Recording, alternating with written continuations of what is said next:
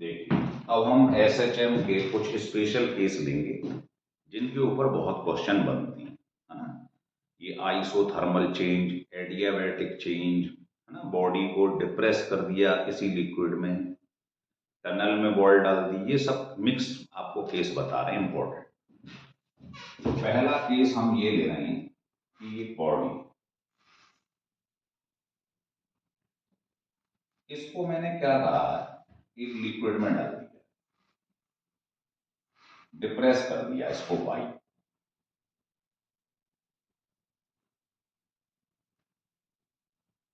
ये डिस्प्लेसमेंट इसके अंदर आ गया, नीचे दबा दिया है इसको।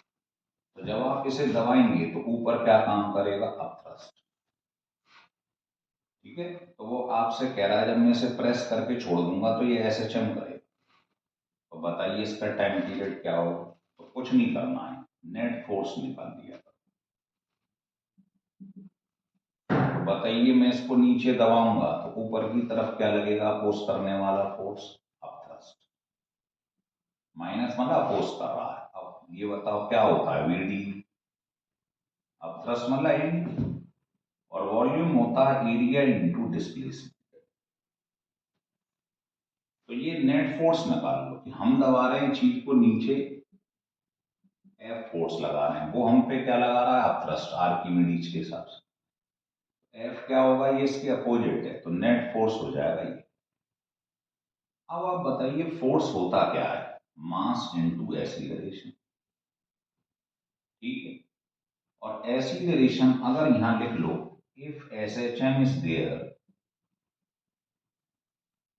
तो आप सब जानते हैं कि अगर एस एच एम हो रहा है तो एक्सीलरेशन का फार्मूला कई बार प्रूव कर चुके, इसको यहां पुट करो।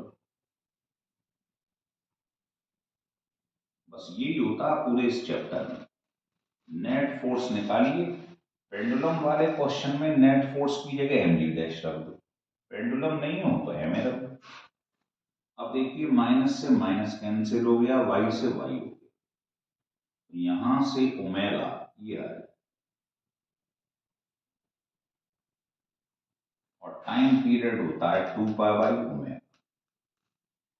तो जैसे ये वैल्यू पुट करोगे तो टी इक्वल टू ये आ जाएगा। तो इससे सारे इस टाइप के क्वेश्चन सॉल्व हो जाए जिनमें बॉडी को प्रेस किया गया। इस पे और क्वेश्चन भी बताएंगे, ये तो एक छोटा सा डेरिवेशन है, आप देख लीजिए। ठीक है, चलिए।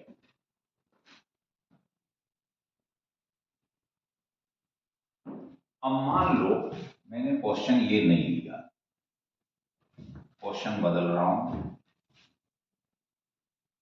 दूसरा क्वेश्चन ये है कि ये पिस्टन है, इसमें गैस है, और मैंने इसमें आइसोथर्मल चेंज कर दिया, इसे प्रेशराइज कर दिया। आइसोथर्मल का मतलब आप जानते हैं, टेम्परेचर कांस्टेंट। इसको मैंने थोड़ा सा डिस्प्लेस कर दिया, ये नई पोजीशन। ठीक, इसमें डिस्प्लेसमेंट हो गया भाई, और इसे छोड़ दिया मैंने, तो कह रहा है ये एसएचएम कर रहा है। तो आपको कुछ नहीं करना, आप जानते हो आइसोथर्मल प्रोसेस में बॉयल्स लॉ लगता है। तो पहले प्रेशर पी था, वॉल्यूम बी था, अब आपने इसे प्रेशराइज कर दिया तो प्रेशर थोड़ा सा इंक्रीमेंट हो गया, वॉल्यूम कम हो जाएगा। जब आप इसे दबाओगे तो प्रेशर बढ़ेगा तो वॉल्यूम क्या होगा, कम हो जाएगा। इसको सॉल्व कर लो आप, दो दो लाइन के डेरिवेशन है, ये आ जाएगा। और जब दो डेल एक साथ आते हैं तो चीज नेग्लिजिबल हो जाती है ना, वेरी स्मॉल। अब इस पीवी से पीवी कैंसिल हो गया, तो नेट आपके पास ये चीज आ गई। अब आप मुझे बताओ कि जो वॉल्यूम है, चेंज इन वॉल्यूम, ये क्या है, इसका एरिया ऑफ क्रॉस सेक्शन, और ये क्या है, वाई। तो बताओ ये वॉल्यूम जो चेंज हो गया है प्रेशराइज करने से, ये कितना हो जाएगा, एरिया इंटू डिस्प्लेसमेंट। अच्छा, और ये बताइए इधर जो लिखा हुआ है डेल पी, मतलब प्रेशर में कितना चेंज आया है, तो बताइए प्रेशर चेंज क्या होता है ना, फोर्स अपॉन एरिया।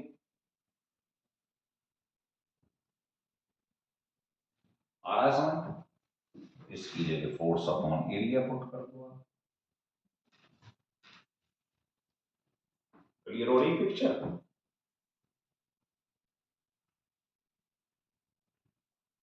बस अब खत्म। अब हमारा काम ही क्या होता है, नेट फोर्स निकालना। तो ये आ जाएगा, देखो कितना आ जाएगा फोर्स निकल कर, ये हो जाएगा P A square displacement over, ये आ गया। ठीक है ना? अब आपको एक चीज मालूम है, फोर्स क्या होता है, मास इनटू एक्सीलरेशन।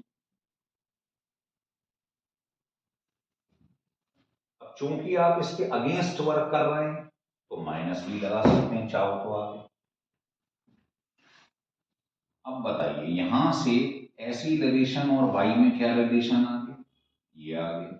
और ये किसकी पहचान है, एस एच एम की कंडीशन है ना। जब एस एच एम की कंडीशन है तो बताओ एक्सीलरेशन का फार्मूला ये होता माइनस ओमेगा स्क्वायर, दोनों को इक्वेट कर दो।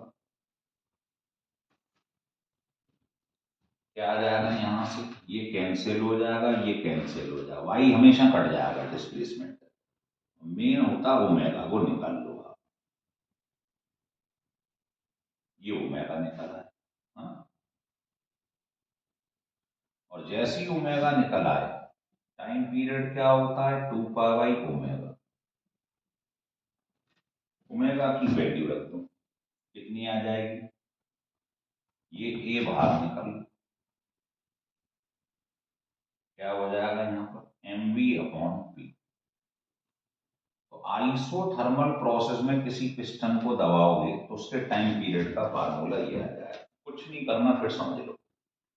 आइसोथर्मल प्रोसेस वो होता है जिसमें बॉयल्स लॉ एप्लीकेबल होता है, टेम्परेचर कांस्टेंट होता है। तो पहले प्रेशर पी था, वॉल्यूम बी था, मैंने इसको दबा दिया तो नया प्रेशर ये हो गया, वॉल्यूम कम हो गया। इसे सिंप्लीफाई कर लो, चेंज इन वॉल्यूम क्या है, area of cross section into displacement, यहाँ रख दिया। और ये क्या होता है, change in pressure force upon area, है ना। अब चूंकि मैं इसको दबा रहा हूं, अगेंस्ट वर्क कर रहा हूं, इसलिए माइनस लगा दिया। तो जैसे ही ए और वाई में रिलेशन ये आ जाए तो ये प्रूव हो गया, ये एस एच एम कर रहा है। अब एस एच एम कर रहा है तो ऐसी रिलेशन की जगह यहां पर ये रख दिया कर, ओमेगा आ गया, उससे टाइम निकाल लिया। अगर मान लो यही एडियाबैटिक चेंज हो तो इसको सॉल्व करने की जरूरत नहीं है। बस यहां पर जो पी दिखाई दे रहा है वहां गामा पी आ जाएगा। पढ़ा है ना हमने पॉइजन रेशियो, बस यहाँ गामा आ जाए। ध्यान रखना ये गामा जो है ये पॉइजन रेशो है, सीपी अपॉन सी। इसको डिस्प्लेसमेंट मत समझ लेना आप, ठीक है। ये जो था यहाँ पर ये वाई था, ऐसे लिख देते हैं वाई, धोखा नहीं होगा, है ना। तो फिर इसमें आइसोथर्मल में पी आता है और एडियाबैटिक में गामा पी आता है, जिसमें गामा पॉइजन रेशियो है जिसकी वैल्यू सीपी अपॉन सी। तो ये दोनों केस समझ में आ गया। लेकिन जितनी प्रोबेबिलिटी सब सीख लो आप। देखिए नेक्स्ट केस, नेक्स्ट केस ये है कि आपने एक यूट्यूब ले ली, चैनल मत समझ लेना इसको, ये एक यूट्यूब ले लिया, कांच की बनी हुई,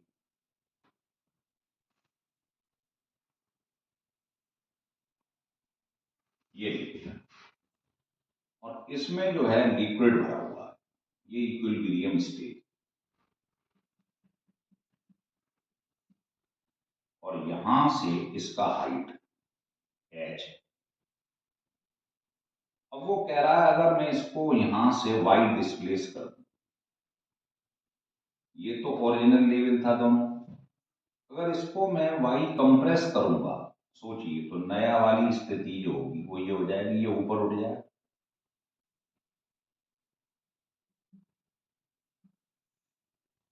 ठीक है, तो बताइए ये वाला जो लिक्विड है इसको कंप्रेस करूंगा तो ये ऊपर उठेगा, है ना। फिर फोर्स कहाँ लगेगा, मीन पोजीशन की तरफ, तो ये नीचे आ जाएगा, बार बार ऐसे एच एम होगा। देखिए, तो नेट फोर्स निकाल लिया करो। तो नेट फोर्स इस पे क्या काम करेगा, अब थ्रस्ट अपोजिट डायरेक्शन। बिल्कुल, ये मान के चलो वो जो अभी केस बताया था ना आपको, ब्लॉक को दबा देते हैं पानी में, वही है। तो टोटल डिस्प्लेसमेंट हो गया भाई, तो ये होता है वी डी जी। वॉल्यूम क्या होता है, area into displacement. Displacement 2 y हो गया। डी किसका है, आपको मालूम है, लिक्विड का। अच्छा, नेट फोर्स की बात करें, तो नेट फोर्स क्या बताया था मैंने, पेंडुलम में तो एम जी डैश, बाकियों में एम। मास आप जानते हैं क्या होता है, वॉल्यूम इंटू डेंसिटी इंटू। दो दो लाइन के डेरिवेशन, टफ है नहीं ये। वॉल्यूम क्या होगा बताइए, वॉल्यूम किसका, जो बॉडी है, मतलब जो इसमें पानी भरा था शुरू में, ये एच है।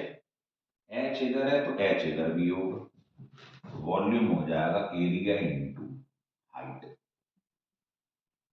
भाई मास ऑफ द लिक्विड तो यही होगा, एरिया इंटू ये वॉल्यूम लेंगे आप। तो टोटल जो लिक्विड बड़ा, वर्टिकल हाइट कितनी है, एच, दोनों साइड में 2h होगी। अब थ्रस्ट लगता है डिस्प्लेसमेंट की वजह से, 2 कैंसिल कर दो, ए कैंसिल कर दो, डी कैंसिल कर दो, जी कैंसिल कर दो। समझ गए, तो आपने इसकी जगह लिख दिया, मास की जगह वॉल्यूम इंटू डेंसिटी इंटू ए, सॉरी ये जी नहीं है, ए। तो जी कैंसिल नहीं होगा। तो यहां से आपको मालूम ही कि ए और वाई में क्या रिलेशन, मतलब एस एच एम हो रहा है, एस एच एम की कंडीशन है। जैसी H M S H M की कंडीशन दिखाई दे तो ऐसी लरेशन की जगह ये रख दिया।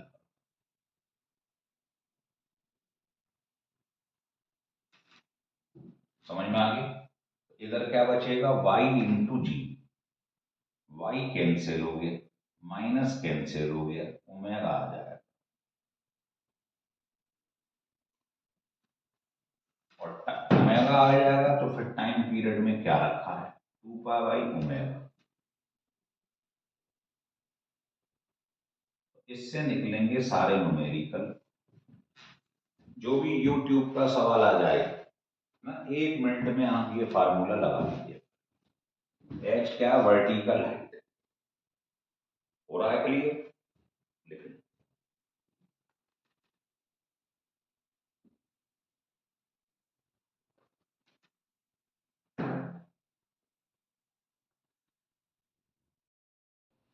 देखिए, एक केस आपको और बताते हैं कि अगर अर्थ में एक टनल बना दी जाए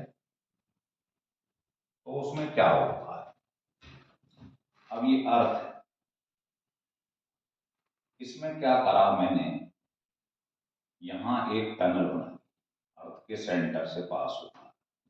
अब यहां से पास हो जाए या यहां पर टनल बना लो आप, चाहे आप हॉरिजॉन्टल बना लो, चाहे आप कुछ स्लाइंट बना लो, सबका आंसर एक ही है ना। इसमें हमें थोड़ा आसानी पड़ेगी। तो यहां से अगर मैंने एक बॉल नीचे छोड़ दी तो वो सेंटर पर आकर क्या होगी, एस एच एम करने लगेगी, मतलब इसको मीन पोजीशन मान लिया गया है। इससे क्या करो, थोड़ा सा डिस्प्लेस कर दो चीज को, वाई कर दो। तो जब आप बॉडी को ऊपर की तरफ ले जाएंगे तो मीन पोजीशन की तरफ क्या लगता है, रिस्टोरिंग फोर्स, है ना। तो ये आपने ये देखा, ये बॉडी जो है, यहां से इसकी हाइट एच, और यहां से यहां तक क्या है, ये रेडियस ऑफ अर्थ, वाई आपने डिस्प्लेस कर दिया है। तो जो नेट फोर्स आप निकालती हैं वो क्या होता है बताइए। अगर आपने इसे वाई डिस्प्लेस कर दिया तो नेट फोर्स निकालिए क्या होगा। तो उसके लिए पहले ये समझ लो आप कि आपके पास में जी कितना होता है अगर कोई बॉडी अर्थ के अंदर चलेगी माइन। तो ये आपने ध्यान है ग्रेविटेशन में फार्मूला प्रूफ किया हुआ है आपने, ध्यान है ना आपको, भूल गए हैं आप।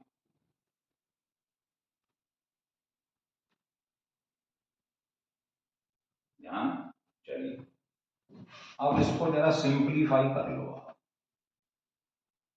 क्या हो जाएगा ये, अंदर ले जाओगे इसे तो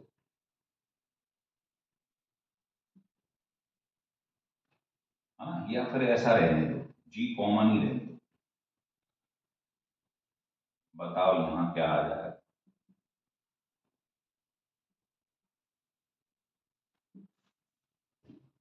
और ये बताइए ये आर, ये रेडियस ऑफ अर्थ, और ये बॉडी जो है यहां से यहां तक आ गई, ये एच है। तो आर ई माइनस एच किसके बराबर है, वाई। तो आर ई माइनस एच की जगह मैंने वाई लिख दिया। तो ये मेरे को मालूम पड़ गया कि अगर बॉडी किसी अर्थ के अंदर गई, माइन के अंदर गई है ना, तो माइन में जाने पर नया जी कितना हो जाता है। हो गया क्लियर।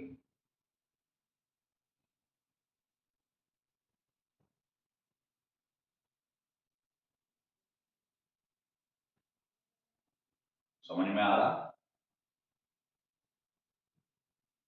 चलिए अब ये जो मेरे पास में नया एसिलरेशन आया है हाँ, उसको उठा के रख दो बस। एसिलरेशन क्या होता है,